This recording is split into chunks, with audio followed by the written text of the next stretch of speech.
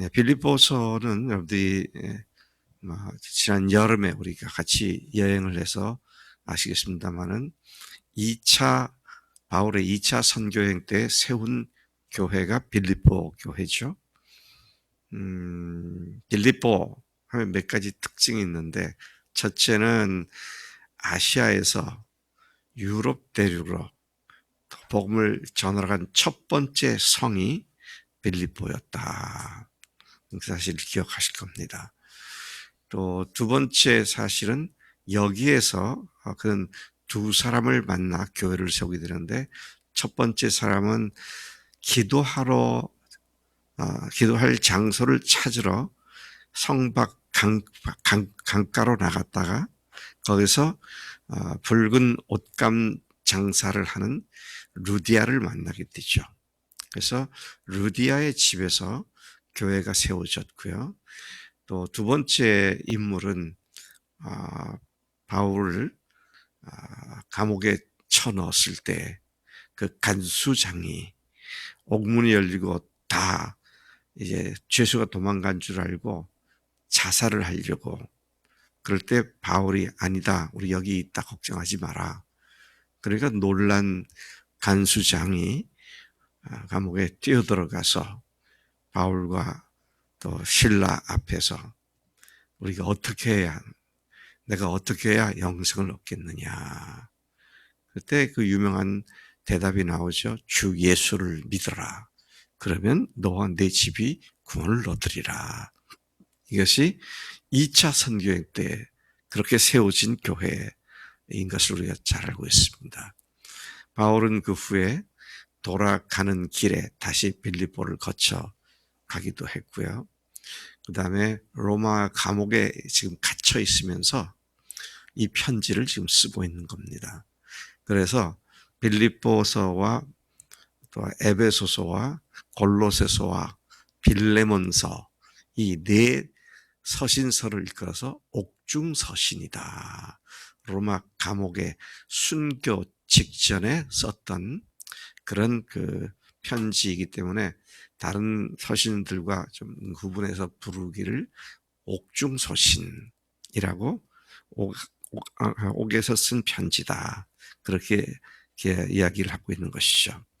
자, 지금 이 편지는 바울이 2차 선교행 때 거기서 세우고, 또 2차 선교행 끝나고 다시 돌아갈 때 아테네에서, 고린도에서, 그리고 다시 북쪽으로 배를 타고 쭉 올라가서 빌립보를 거쳐서 다시 거기서 배를 타고 또 쭉 내려와서 그 다음에 이제 예루살렘으로 가게 되죠.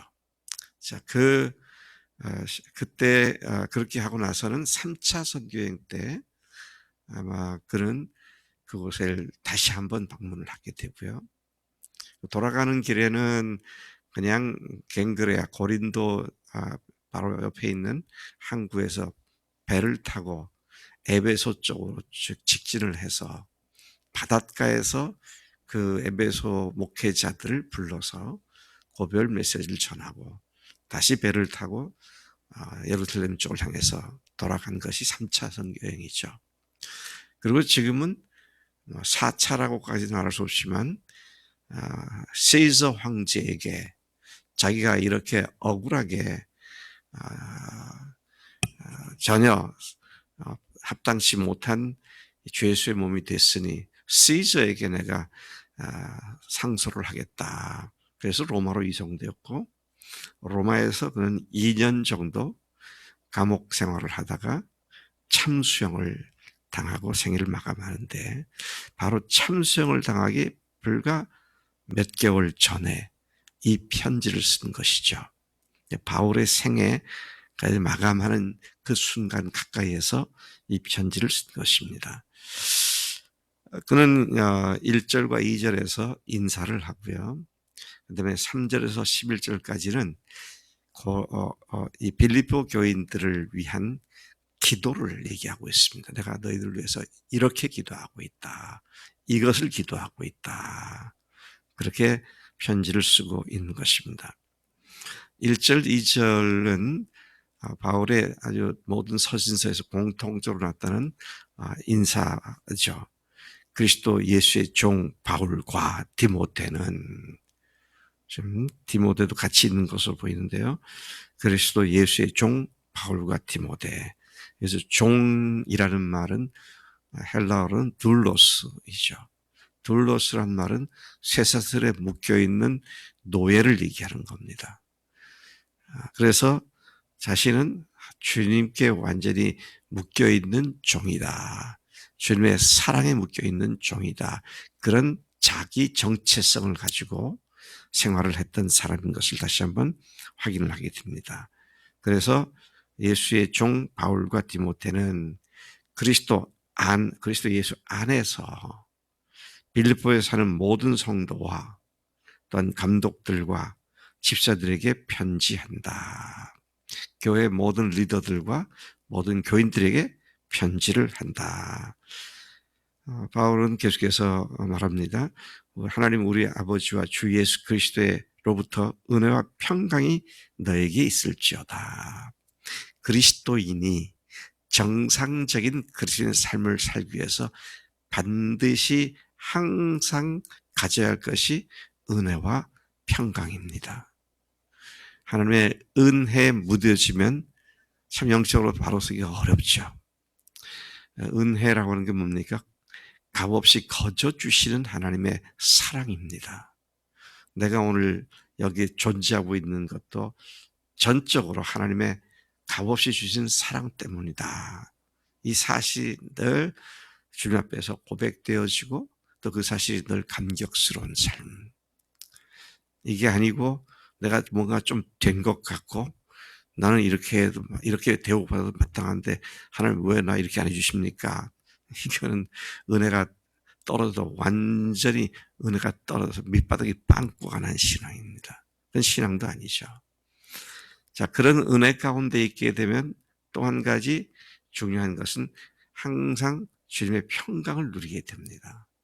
사람이 평정심을 잃어버리면 평상시에 잘 하던 것도 그냥 흐트러져 버리죠. 그래서 선수들, 손흥민 같은 선수도 그렇고, 아주 탁월한 운동 선수들도 평정심을 잃으면 그때부터는 헛발질을 하고, 자기 실력을 발휘하지 못하게 되죠. 우리가 주님 앞에서 주님이 주시는 평강을 누리지 못하면 그 신앙은 갈지자 걸음을 걸을 수밖에 없어요. 이리저리 흔들리고 왔다 갔다 하는 그런 신앙을 누릴 수밖에 없는데 주 예수, 그래서 그런 이 지금 4장 23절이 빌립보서의 마지막 절이거든요.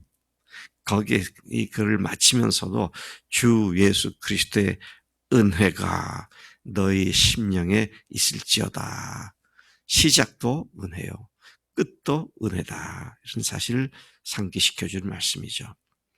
자, 3절부터 11절까지 빌립보 성도들을 생각하며 간구하다. 제목이, 성경에 나와 있는 제목이 그렇게 되어 있습니다. 빌립보 성도를 생각하며 간구하다.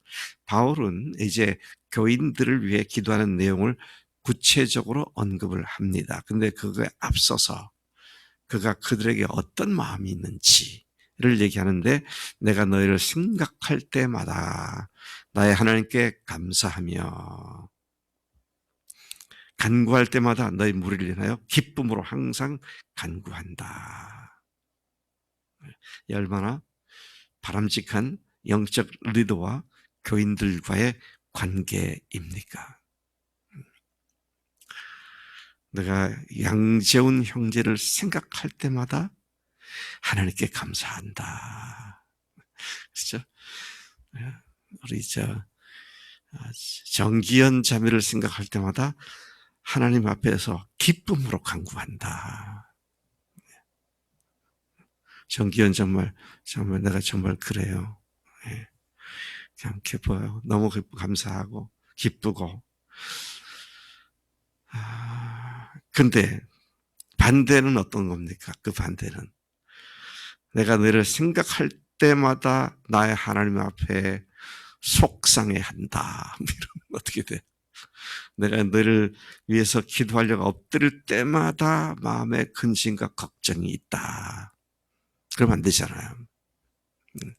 주님께서 영적인 리더가 나를 위해서 기도할 때 주님 앞에서 기뻐하는 그런 우리가 돼야 마땅한 줄로 믿습니다. 네. 자, 계속해서 5절에 보니까 이러한 관계는 빌립보 교인들이 바울을 통해 복음을 받아들인 첫날부터 지금까지, 지금이 어디입니까? 로마 감옥에 갇힐 때까지, 언제 죽을지 모르는 상황에까지 복음을 위해 일에 참여하고 있기 때문이다. 복음을 위한 일에 너희들이 동참하고 있기 때문이다. 오, 굉장히 놀라운 말을 합니다. 아까 그랬잖아요. 2차 선교행 때 빌립보를 방문했는데 그때로부터 지금 로마 감옥에서 순교 직전까지니까 적어도 10수년이 지난 시간입니다. 짧게는 10년, 길게는 한 13, 14년까지 지난 그런 시간입니다. 근데 너희들이 처음부터 지금까지도 복음을 위한 일에 나와 함께 참여하고 있다. 그런 말씀을 하시잖아요. 참 평생을 함께 가는 그런 교회구나. 그런 사실을 생각하게 되죠. 그렇게 바울과 함께 복음을 위해 헌신하고 바울과 함께 기도하고 바울을 위해서 헌금하고 또 그를 섬길 사람을 로마 감옥에까지 보내주어서 수종 들게 하기도 하고, 자, 이런 영적 리더와 교인들의 사랑 관계가 예배에서 빌립보서에서 기록되어 있는 것을 보는데 참 놀랍다는 것을 생각하지 않을 수 없습니다. 바울은 그들 안에서 착한 일을 시작하신 이가 그랬습니다. 착한 일이 뭡니까? 복음을 위해 헌신한 일입니다. 착한 일을 시작하신 이가 주님 오실 그날까지 계속 하게 하실 것을 확신하는 그런 동력자 관계를 맺고 있었다는 것이죠. 7절 이하에 이제 기도의 내용이 더 구체적으로 나옵니다. 여러분 모두는 내가 갇혀 있을 때나 복음을 변호하고 입증할 때에 나와 함께 하나님의 은혜를 받고 고생해온 여러분입니다. 그런 여러분을 늘 내 마음속으로 생각하는 것은 당연한 일입니다. 그렇게 말을 하죠. 자, 그러면서 내가 예수 그리스도의 심정으로 여러분을 얼마나 그리워하는지 하나님이 내 증인이십니다. 하나님이 아십니다. 내가 어떻게 그리스도의 심정 또는 심장으로 여러분들을 그리워하는지. 제가 한번 물어볼게요. 우리 목자들 여기 여러분들 계시는데 목원들을 이렇게 한두 주 못 보면 이렇게 그리워하고 궁금해하고 그렇게 하세요? 예. 근데 우리 교인들은 나를 그렇게 생각 안 하는 것 같더라고. 왜냐하면 내가 2주, 3주 선교행을 가면 가는 날부터 돌아오는 날까지 곧 2, 3주 동안은 우리 교인하고 나하고는 아무 관계가 없어.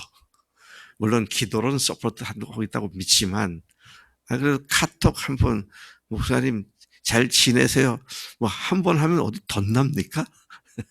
근데 그런 걸 안 하더라고. 그래서, 나는 우리 교회 선교지 가서 이번 주일 설교를 누가 했는데, 내가 많이 됐을까? 누가 빠지진 않았을까? 그러는데, 영 연락이 없어. 선교지에 가서 제가 선교를 하면 강의를 낮에 주로 하잖아요. 밤에 하는 경우도 있긴 하지만 거의 안 하는데, 밤에 까똑까똑 그러면은 이내가 했나? 대훈이가 했나? 했나? 아니네.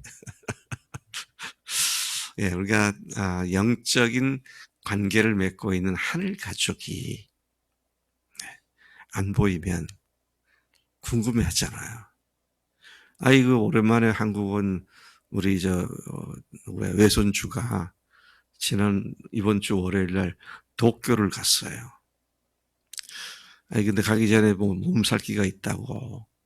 그래서 제가 월요일도 연락을 해보고 화요일도 연락해보고 괜찮냐? 잘 있냐?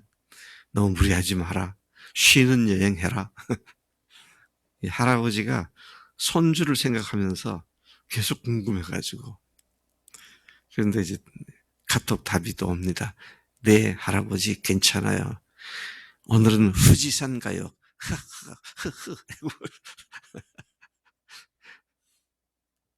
그게 사랑 관계죠. 표현이 돼야 사랑이지. 네. 이재호 자매님이 남편 사랑하잖아요. 근데 좀 사랑을 좀 자주 좀 표현 좀 해요. 말로라도. 잘 안 하죠? 잘해요. 예.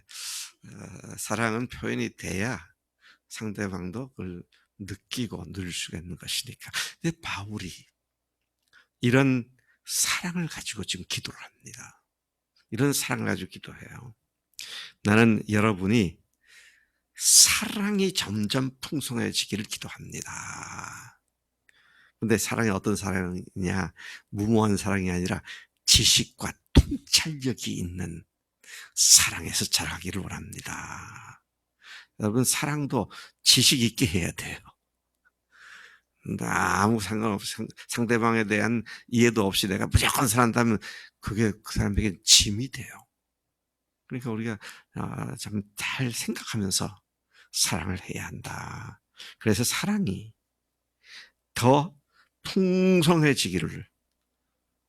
또 두 번째 기도가 뭡니까? 분별력이 있는 삶을 위해서 최선이 무엇인지 최선의 것을 분별력을 갖고 사는 삶. 그걸 위해서 기도한다. 또 그리스도 예수 그렇게 해서 오시는 날까지 세 번째 기도 제목입니다. 순결하고 흠없는 삶을 살기를 위해서 기도한다. 깨끗하고 거룩한 삶을, 책 잡을 것이 없는 그런 삶을. 이게 없어야 마귀에게 끌려다니지 않습니다. 이거 있으면 틀림없이 마귀에게 코를 깨서 끌려다니기 쉬워요. 그 다음에 이제 네 번째, 지금 기도한 걸 보면 네 가지를 기도했더라고요. 그리스도를 통해서 맺는 의의 열매가 가득해서. 네.